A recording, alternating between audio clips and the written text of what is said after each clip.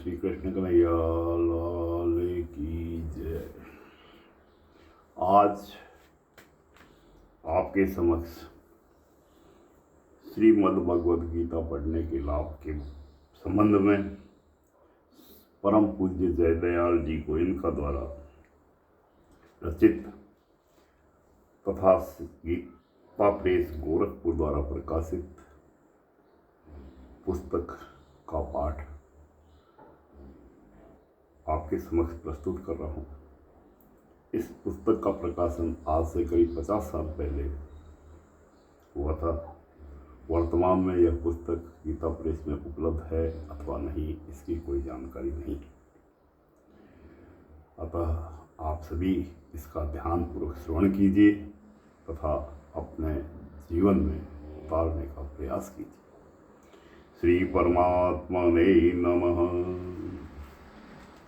श्रीमद् भगवद गीता एक परम रहस्य, अत्यंत महत्वपूर्ण सार्वभौम ग्रंथ। यह साक्षात भगवान की दिव्य वाणी है, उनके हृदय का उद्धार है। इसका महत्व बतलाने की वाणी में शक्ति नहीं है। इसकी महिमा अपरिमित है, यथार्थ में इसका वर्णन कोई नहीं कर सकता। शेष, महेश, गणेश, दिनेश भी इसकी महिमा को पूरी तरह नहीं कर सकते। फिर मनुष्य की तो बात ही क्या है, इतिहास, पुराण आदि में जगह जगह इसकी महिमा गाई गई है। किंतु उस सब को एकत्र करने पर भी यह नहीं कहा जा सकता कि इसकी महिमा इतनी ही है, क्योंकि इसकी महिमा का कोई पार नहीं। गीता आनंद सुधा का सीमा रहित छलकता हुआ समुद्र है। इसमें भावों और अर्थों की इतनी गंभीरता और व्यापकता है कि मनुष्य जितनी ही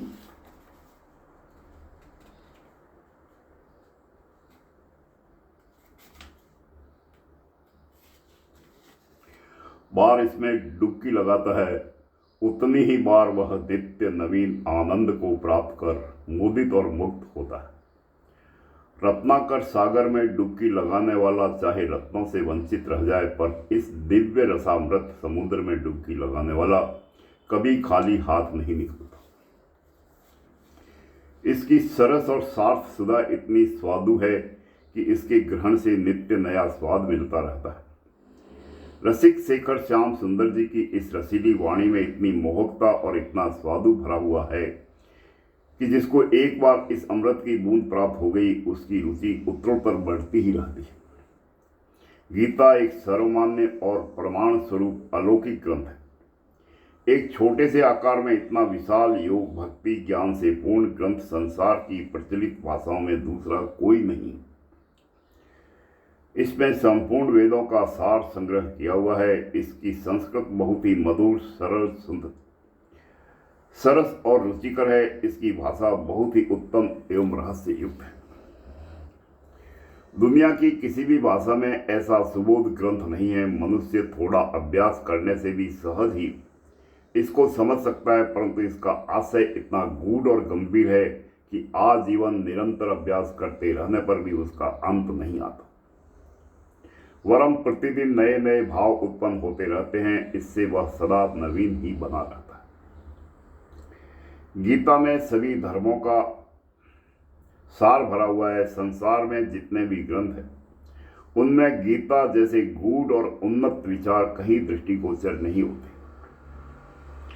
गीता के साथ तुलना की जाए तो उसके सामने जगत का समस्त ज्ञान तुच्छ है। गीता वर्तमान समय में भी शिक्षित, अशिक्षित, भारतीय व भारतेतर सभी समुदायों के लिए सर्वथा उपयुक्त ग्रंथ है। गीता जैसा विलक्षण एकता तथा ममता सिखाने वाला अपूर्व उपदेश कहीं नहीं दिखाई पड़ता। गागर में सागर की भांति थोड़े में ही अनंत तत्व रहस्य से भरा हुआ ग्रंथ अन्य नहीं देखने में आता। गीता का उपदेश बहुत ही उच्च कोटि का है। गीता में सबसे ऊंचा ज्ञान, सबसे ऊंची भक्ति और सबसे ऊंचा निष्काम भाव भरा हुआ है। गीता के उपदेश को देखकर मनुष्य के हृदय में स्वाभाविक यह प्रभाव पड़ता है कि यह मनुष्य रचित नहीं। गीता एक उच्च कोटि का दर्शन शास्त्र है। यह सिद्धांत रत्नों का सागर है। इसके अध्ययन से नित्य नए उच्च कोटि के भाव रत्न प्राप्त होते रहते हैं। गीता का श्रद्धा प्रेम पूर्वक गायन करने से इतना रस आता है कि उसके सामने सारे रस फीके हैं।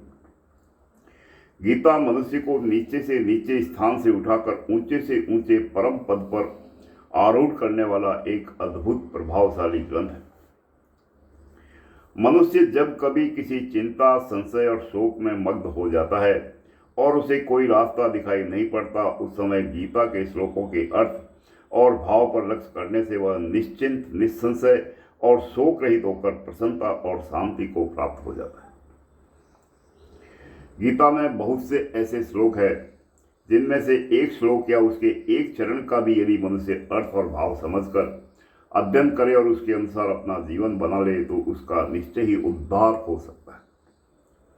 गीता में मनुष्य मात्र का अधिकार है। भगवान श्री कृष्ण ने स्वयं कहा है, ये मे मर्तमिदं नित्यमनुतिष्ठन्ति मानवाः श्रद्धावन्तो अनुष्यन्तो मुच्यन्ते ते अपि कर्मभिः। जो कोई मनुष्य दोष दृष्टि से रहित हो, श्रद्धा युक्त होकर मेरे इस सिद्धांत का सदा अनुसरण करते हैं, वे भी संपूर्ण कर्मों से छूट जाते हैं। यहाँ भगवान ने मानवाह कहकर यह स्पष्ट व्यक्त कर दिया कि वह यह एक जाति विशेष या व्यक्ति विशेष के लिए नहीं है। इसमें मनुष्य मात्र का अधिकार है। प्रत्येक वर्ण, आश्रम, जाति, धर्म और समाज का मनुष्य इसका अध्ययन करके अपना कल्याण कर सकता है। आध्यात्मिक दृष्टि से सारी मानव जाति पर ही गीता का बहुत प्रभाव पड़ा है। भगवान श्री कृष्ण का हिंदू जाति में अवतार हुआ था, इसलिए लोग गीता को प्रायः हिंदुओं का ही धर्म ग्रंथ समझते हैं। पर वास्तव में यह केवल हिंदुओं के लिए नहीं, ईसाई, मुसलमान आदि सभी धर्मावलंबियों के लिए और धर्म को न मानने वालों के लिए भी समान रूप से कल्याण का मार्ग दिखाने वाला प्रकाशमय सूर्य है। केवल भारतवासियों के लिए ही नहीं, संपूर्ण पृथ्वी पर निवास करने वाले सभी मनुष्यों के लिए भगवान श्री कृष्ण ने इस गीता का उपदेश किया है। मनुष्यों की तो बात ही क्या है, देवता, गंधर्व, यक्ष, राक्षस आदि जितने भी बुद्धि युक्त प्राणी हैं, उन सभी के लिए यह कल्याणमय भंडार है। कोई ऐसा कहते हैं कि गीता तो केवल सन्यासियों के लिए है, किंतु ऐसा समझना गलत है, क्योंकि अर्जुन ने कहा था कि गुरुजनों को न मारकर मैं भिक्षा का अन्न खाना कल्याणकारक समझता हूँ। गीता अध्याय 2 श्लोक 5। किंतु भीख मांगकर खाना क्षत्रिय का धर्म नहीं है, सन्यासी का धर्म है। इससे सिद्ध हुआ कि अर्जुन गृहस्थाश्रम को छोड़कर सन्यास आश्रम ग्रहण करके भीख मांगकर खाना अच्छा समझते थे, पर भगवान ने उनकी समझ की निंदा की और क्षत्रियों के लिए धर्म युद्ध से बढ़कर दूसरा कोई कल्याणकारी कर्तव्य नहीं है। गीता अध्याय 2 श्लोक 31 कहकर उन्हें धर्म युद्ध में लगाया। अर्जुन गृहस्थी थे और गीता का उपदेश सुनने के बाद भी आजीवन गृहस्थी ही रहे। इससे गीता केवल सन्यासियों के लिए ही है यह सिद्ध नहीं होता, बल्कि यही सिद्ध होता है कि गीता सन्यासी, गृहस्थी सभी मनुष्यों के लिए है। अतः गीता शास्त्र सभी के लिए इस लोक और परलोक में कल्याण करने वाला होने से यह सबके लिए सर्वोत्तम परम धर्ममय ग्रंथ है। इसलिए सभी मनुष्यों को गीता का अर्थ और भाव समझते हुए अध्ययन करना चाहिए। गीता के अध्ययन से मनुष्य के शरीर, वाणी, मन और बुद्धि की उन्नति होती है। इस लोक में धन, जन, बल, मान और प्रतिष्ठा की प्राप्ति एवं परलोक में परम श्रेयमय परमात्मा की प्राप्ति होती है।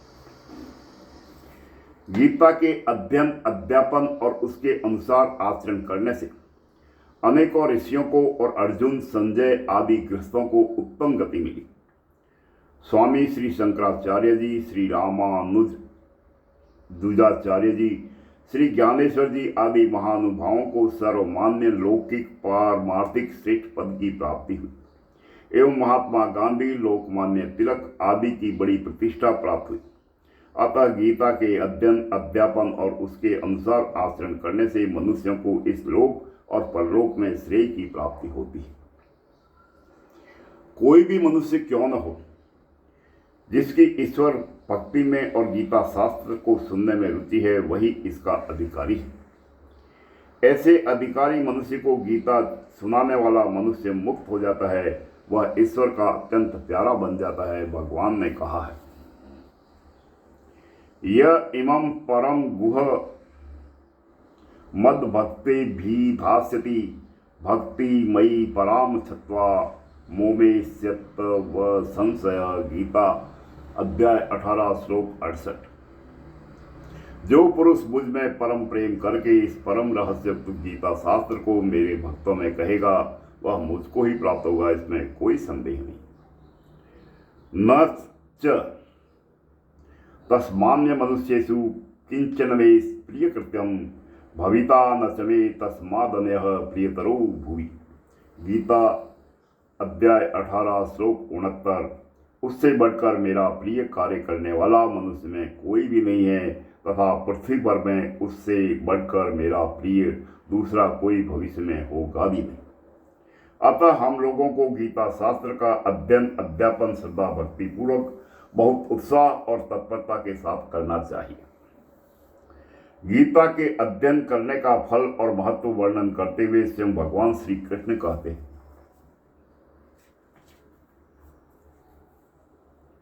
अध्यस्यते चय धर्म इमं धर्म्य संवाद माययो ज्ञान यज्ञेन तेनाहमिष्टः श्यामिति मे मतिः। जो पुरुष इस धर्म में हम दोनों के संवाद रूप गीता शास्त्र को पढ़ेगा उसके द्वारा भी मैं ज्ञान यज्ञ से पूजित होऊंगा, ऐसी मेरी मान्यता है। गीता अध्याय 18 श्लोक 70। अर्थ और भाव को समझकर गीता का अभ्यास करने पर अन्य शास्त्रों के अध्ययन की आवश्यकता नहीं रहती। श्री वेद व्यास जी ने कहा है, गीता सुमिता कर्तव्या किन्मये शास्त्र संग्रहे या स्वयं पद्मानवस्य मुख पदाद्य विनिश्रुता।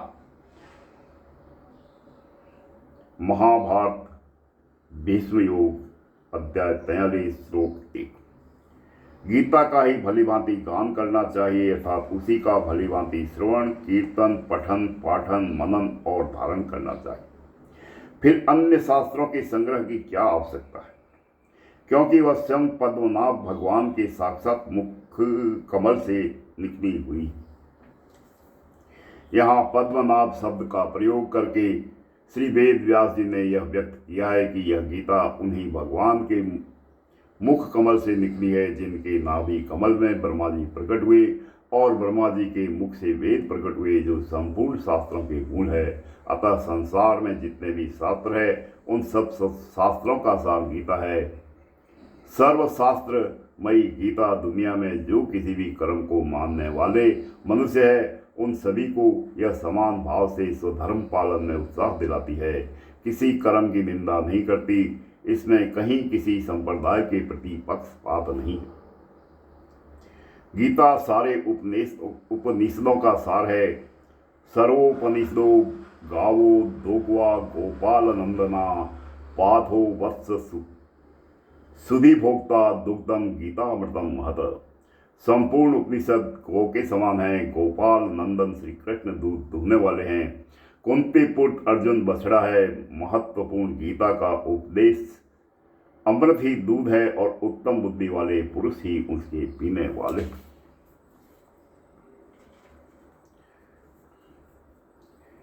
गीता गंगा से भी बढ़कर है। शास्त्रों में गंगा स्नान का फल मुक्ति बतलाया गया है, परंतु गंगा में स्नान करने वाला स्वयं मुक्त हो सकता है। वह दूसरों को संसार सागर से तारने में असमर्थ है, किंतु गीता रूपी गंगा में गोते लगाने वाला स्वयं तो मुक्त होता ही है, वह दूसरों को भी तार सकता है।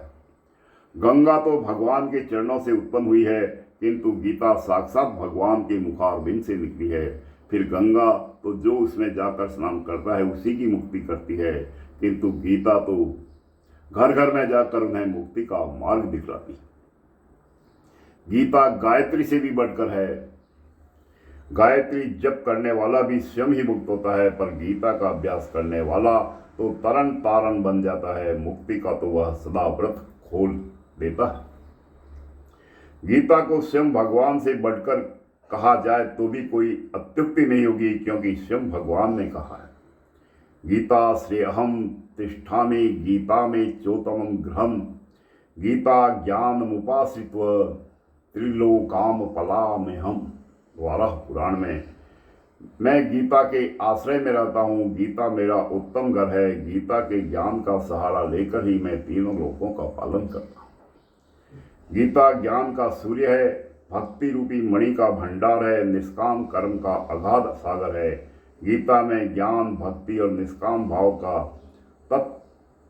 तत्व रहस्य जैसा बतलाया गया है, वैसा किसी ग्रंथ में भी एकत्रित नहीं मिलता। आत्मा के उद्धार के लिए तो गीता सर्वोपरि ग्रंथ है ही, इसके सिवा यह मनुष्यों को सभी प्रकार की उन्नति का मार्ग दिखाने वाला ग्रंथ भी है। जैसे शरीर की उन्नति के लिए गीता में सात्विक भोजन बतलाया गया है।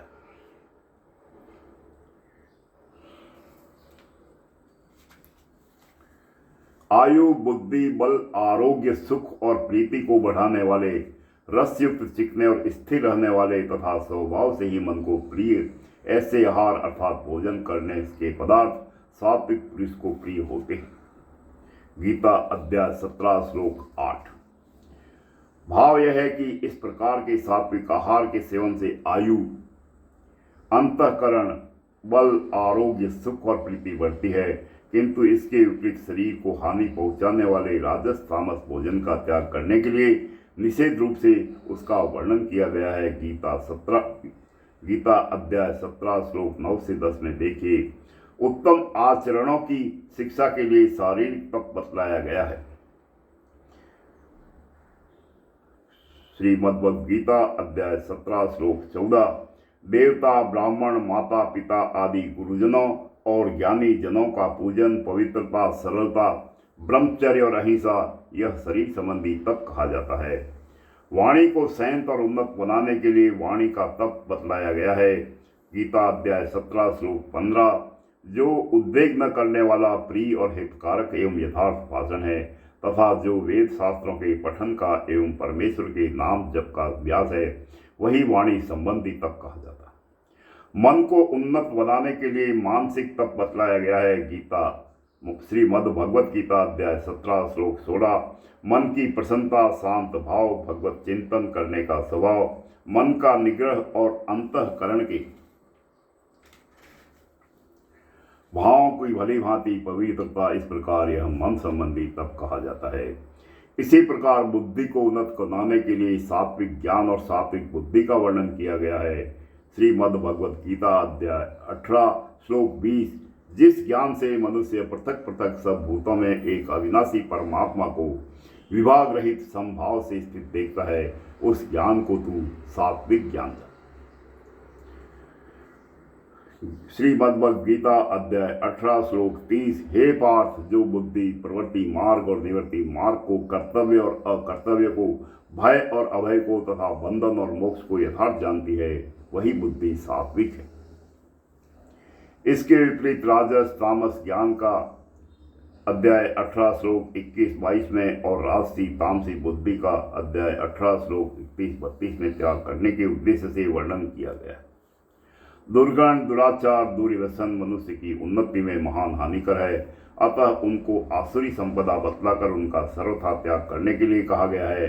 श्रीमद्भगवद गीता अध्याय 16 श्लोक 4 से 21 तक।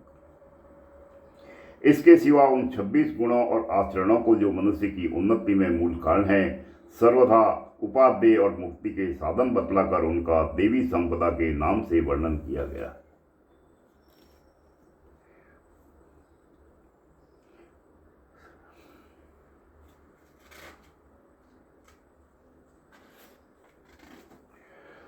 श्रीमद्भगवद गीता अध्याय 16 श्लोक 1 से 3, भय का सर्वथा अभाव, अंतःकरण की पूर्ण निर्मलता, तत्व ज्ञान के लिए ध्यान योग में निरंतर दृढ़ स्थिति और सात्विक ज्ञान, इंद्रियों का दमन, भगवान, देवता और गुरुजनों की पूजा तथा अग्निहोत्र आदि उत्तम कर्मों का आचरण एवं वेदादि शास्त्रों का पठन पाठन तथा भगवान के नाम और गुणों का कीर्तन, सर्वधर्म पालन के लिए कष्ट सहन और शरीर तथा इंद्रियों के सहित अंतःकरण की सरलता, मन, वाणी और शरीर से किसी प्रकार भी किसी को कष्ट न देना, यथार्थ और प्रिय भाषण, अपना अपकार करने वाले पर भी क्रोध का न होना, कर्मों में स्वार्थ और कर्तापन के अभिमान का त्याग, अंतःकरण की उपरति अर्थात चित्त की चंचलता का अभाव, किसी की निंदा आदि न करना, सब भूत प्राणियों में हेतु सहित दया, इंद्रियों का विषयों के साथ संयोग होने पर भी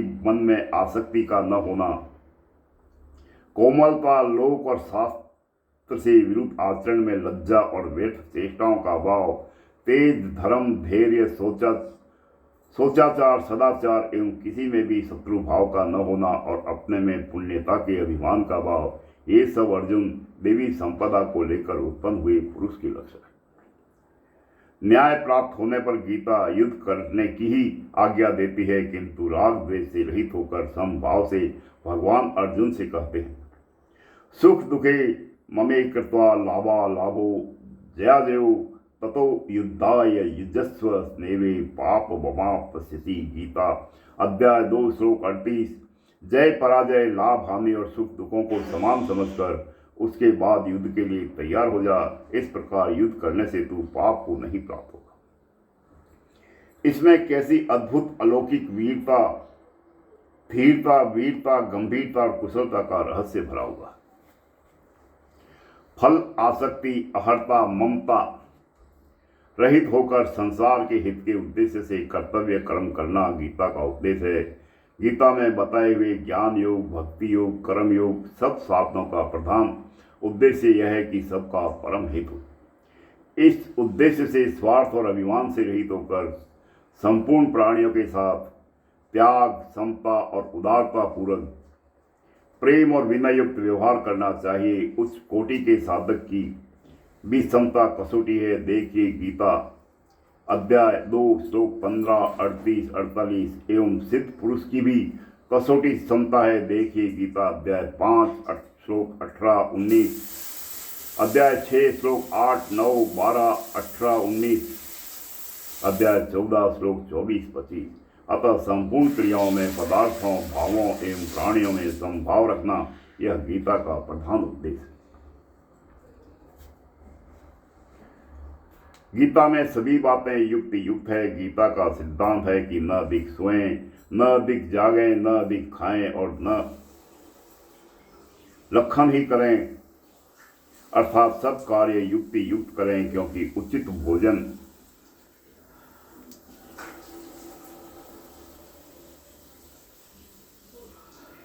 और शयन न करने से योग की सिद्धि नहीं होती है। इसी से भगवान ने कहा है,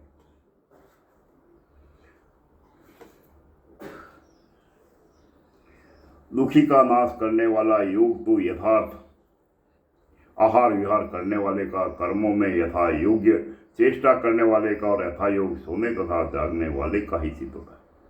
गीता में सात्विक, राजस, तामस क्रिया, भाव और पदार्थ का वर्णन किया गया है। उनमें सात्विक धारण करने के लिए और राजस तामस त्याग करने के लिए कहा गया है। यद्यपि उत्तम आचरण और अंतःकरण का उत्तम भाव दोनों को ही गीता ने कल्याण का साधन माना है, किंतु प्रधानता भाव को ही।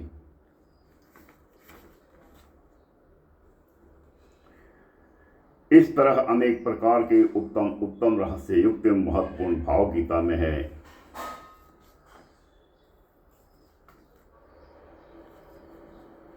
हम लोग धन्य हैं जो हमें अपने जीवन काल में गीता जैसा सर्वोत्तम ग्रंथ देखने, सुनने और पढ़ने के लिए मिल रहा है। हमें इस अवसर से